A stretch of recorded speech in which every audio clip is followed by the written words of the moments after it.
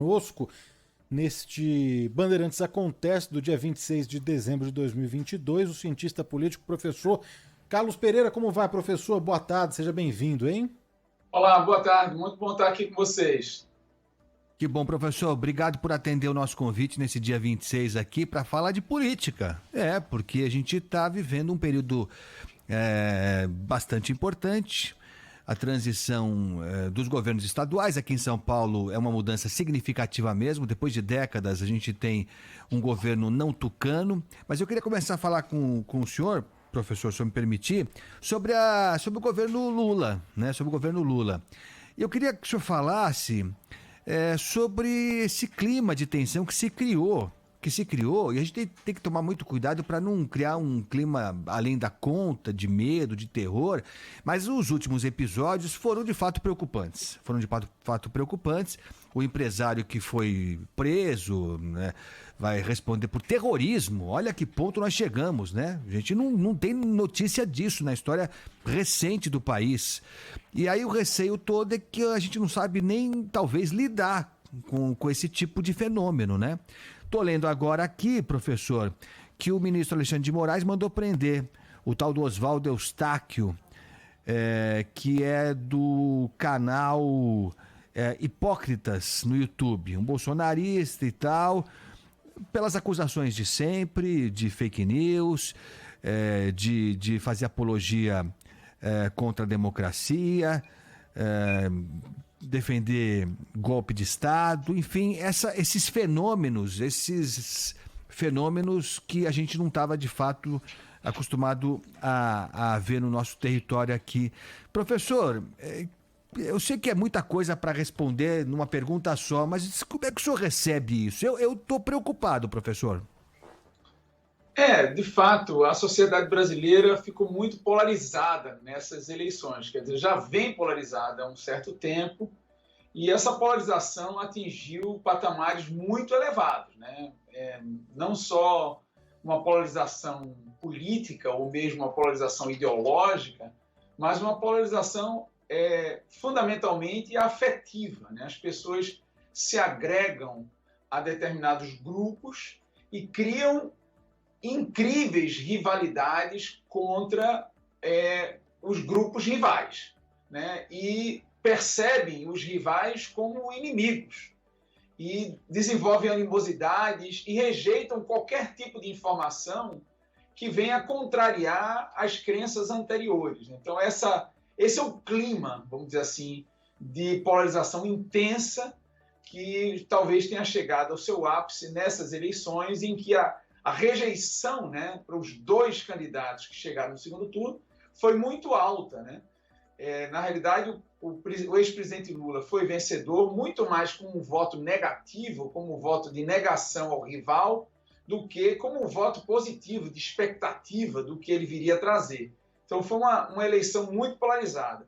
E é muito difícil que o próximo governo ele consiga debelar isso no curto prazo, porque como as relações elas são afetivas, elas são conectadas pelo fato de pertencimento a um grupo, você tem reforços positivos, né, emocionais de pertencer a um grupo e de rejeitar o grupo rival, demora tempo para que essas emoções elas se acalmem e as pessoas desenvolvam, vamos dizer assim, diferenças políticas, porque diferenças políticas, ideológicas, são muito salutares, mas quando chega nesse nível ao ponto de empresários articularem ataques terroristas ou, vamos dizer assim, milhares de eleitores não aceitarem o resultado eleitoral legítimo das urnas e demandarem golpe, ficarem demandando o retorno das Forças Armadas, isso é completamente patético, né, com uma democracia tão consolidada e avançada como a nossa. Então, eu acho que o sistema de justiça brasileiro está preparado para lidar com isso. Eu acho que quem, de certa forma, apresentar comportamentos excessivos e desviantes será punido com rigor da lei. E isso vai acontecer com quem desvie, mas, assim, é fundamental a sociedade e as instituições estarem cada vez mais atentas para coibir e evitar esse tipo de situação, esse tipo de constrangimento. Ô professor, mas o silêncio do presidente Bolsonaro, nesse caso em particular, agrava ainda mais a situação, coloca mais lenha na fogueira, estimula outras pessoas também a se alinharem a esse empresário que foi preso, ou não tem nenhuma relação, hein? É difícil dizer. Eu acho que todo mundo tem culpa no cartório, vamos dizer assim, até o lado vencedor também. Você verifica, por exemplo, que no discurso de diplomação do presidente Lula, agora presidente eleito, diplomado, ele fez um discurso que, ao invés de colocar água fria na fervura, reforçou essa ideia de nós contra eles, que nós somos os democratas, eles são os autoritários, nós somos o bem, eles são o mal. Então, eu acho que é fundamental também que o vencedor, que tem todo o futuro pela frente, né, que tem a expectativa positiva de estar no poder, que tente desenvolver um discurso que seja mais, vamos dizer assim, inclusivo com o lado perdedor. O lado perdedor, numa situação polarizada, como eu descrevi anteriormente, está magoado, está meio que perdido, está atordoado, está se sentindo sem saída, e é fundamental que o lado vencedor sinalize uma saída institucional e de inclusão desses que perderam. Ou seja, o lado vencedor tem que sinalizar crivelmente que todo mundo vai se beneficiar nesse governo, que o novo governo vai governar para todos e não governar para uma determinada parte da sociedade. Por outro lado, de fato, o presidente Bolsonaro está se utilizando estrategicamente desse silêncio para nutrir, vamos dizer assim, essa sua base mais eleitoral, mais coesa, especialmente esse grupo ideologicamente, identitariamente mais conectado com ele, para que, de certa forma, esse grupo se mantenha coeso ao longo do tempo. Então, a discussão fundamental é que Bolsonaro vive no fio da navalha. Ele não pode fazer um discurso muito institucional, porque ele corre o risco de perder esses eleitores que ele conseguiu liderar até certo ponto, mas, ao mesmo tempo, não pode ir para a radicalidade, porque ele vai sofrer o rigor da lei.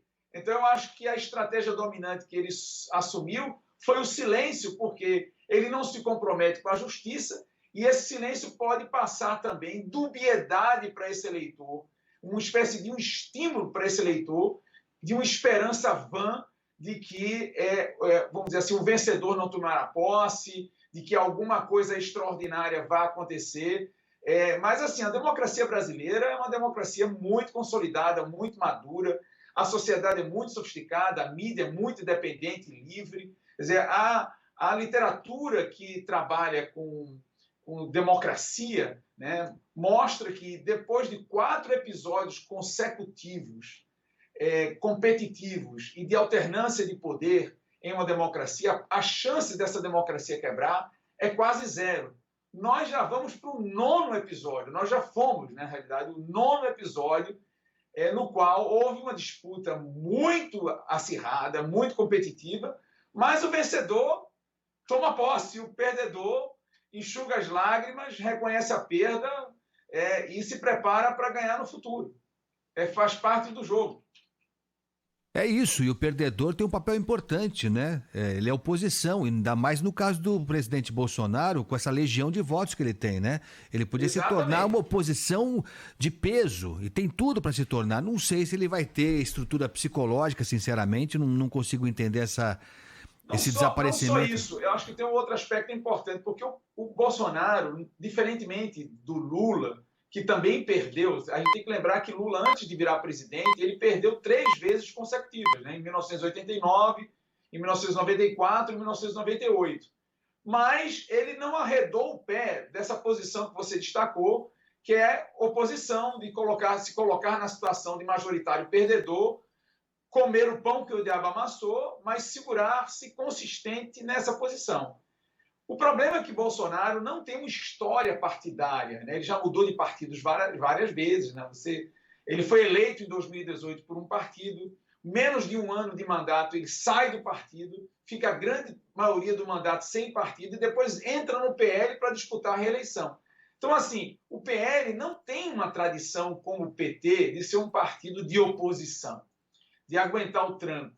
Então, eu acho que Bolsonaro está percebendo que tem várias lideranças, não só do PL, mas dos partidos que fizeram parte da sua base no Congresso, da base de Bolsonaro, os partidos do chamado Centrão, já começam a migrar, já começam a namorar com o governo Lula.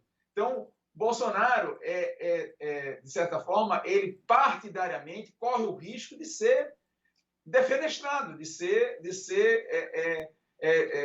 esquecido partidariamente. É isso. E a gente tem que lembrar que ele vai ficar sem mandato, com várias acusações, com vários inquéritos contra ele. Então, é uma situação delicada para o atual ex-presidente, futuro ex-presidente. É isso. Professor Carlos Pereira, muito obrigado pela atenção com a Rádio Bandeirantes aqui. Foi um prazer tê-lo aqui conosco.